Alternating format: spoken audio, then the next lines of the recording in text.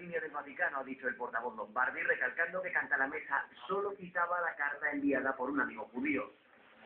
Pero el sermón ya había desencadenado una avalancha de protestas, desde asociaciones de víctimas de abusos hasta organizaciones judías como la Liga Antidifamación estadounidense.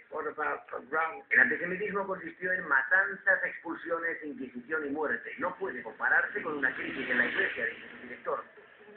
Una crisis que no deja de crecer y que pone en apuros al Vaticano cada vez que salen a la luz viejos casos de abusos.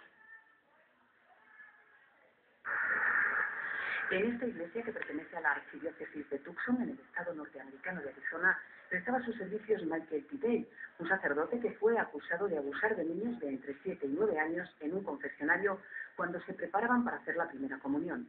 El obispo de la diócesis, Manuel Moreno, denunció el caso al cardenal Ratzinger, quien tardó 5 años en contestar que se encargaría del caso.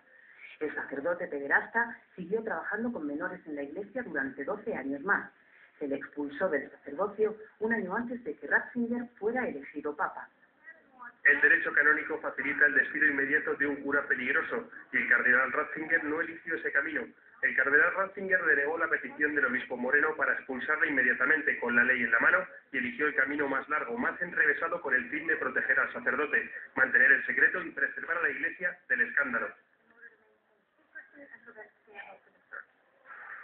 El escándalo se extiende también por Austria, donde Klaus Lutz ha roto su silencio para contar que en los años 70, entre sus 10 y sus 15 años, su profesor de educación religiosa aprovechó la debilidad económica de su familia para abusar sexualmente de él. En aquel momento parecía que todo lo hacía para favorecerme, porque este sacerdote era muy importante en nuestra familia, sobre todo para mi madre, y nunca hubiera podido imaginarme que podría estar haciendo algo diabólico. Mucho después me di cuenta de lo que realmente había pasado.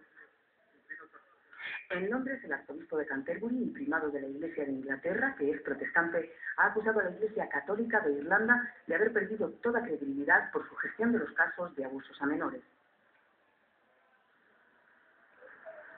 Gaspar Mora, sacerdote y catedrático de teología, condena enérgicamente la pederastia. Reconoce el profundo dolor que sufre la Iglesia con estos escándalos, aunque sea reacia a denunciar ante la justicia ordinaria. Se debería denunciar a un sacerdote al tribunal civil. De momento no va. Y creo que no está en su perspectiva de denunciarlo. Ahora, yo creo que no denunciar no es obstrucción a la justicia. Cuando se descubre el caso, las medidas son internas. La primera, apartar al sacerdote de su parroquia. Se le retira de responsabilidades pastorales y se le pone bajo la custodia, el control, el control de un sacerdote de confianza, amigo suyo. Muchas veces tampoco las víctimas denuncian. Cuando tenía 10 años, sin más, sufría abusos sexuales por parte del párroco de su pueblo. Se lo contó a sus padres, que no se atrevieron a denunciarle. Teniendo en cuenta que era un sacerdote que era bastante conocido del pueblo y tenía bastante poder, yo no los disculpo, pero es normal que tuvieran esa reacción. Iglesia Plural, una comunidad católica progresista, cree que la Iglesia debe acometer una profunda reforma.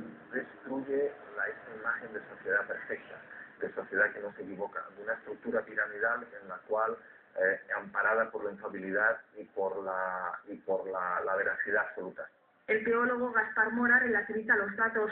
Pone el ejemplo de Alemania, donde de 240.000 casos de pederastia censados hasta ahora, solo 94 se atribuyen a sacerdotes. En Somalia, al menos 20 civiles han sido asesinados y decenas han resultado heridos durante un enfrentamiento entre las fuerzas del gobierno somalí